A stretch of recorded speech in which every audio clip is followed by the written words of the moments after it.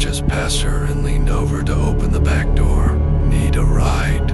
Ma'am, it's too late to be out here. She said nothing, only raised her head slightly. For a moment, her eyes met his in the rearview mirror. Dark pools that seemed to hold a profound sadness. Then, slowly, silently, she climbed into the back seat. The air inside the taxi became instantly colder.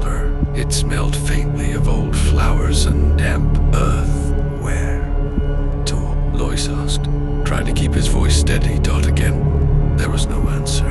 He checked the mirror. She was looking out the window, watching the dark pines drift by. He decided to just drive toward the city center, assuming she'd let him know when to stop. The silence was heavy, suffocating. He tried to start small talk, but his words seemed to dissipate into the cold air. The only sound was the wheels on the asphalt. Dot. As they neared the edge of the city, where the lights became brighter and the fog began to lift, Luis turned his head slightly. Ma'am, we're almost back. Just tell me where you want to go. He looked into the back seat.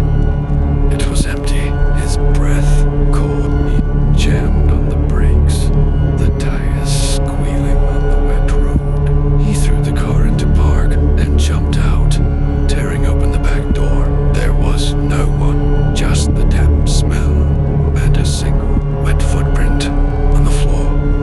Matt. Luis stood under the streetlight, his hands shaking, his heart pounding a frantic rhythm against his ribs.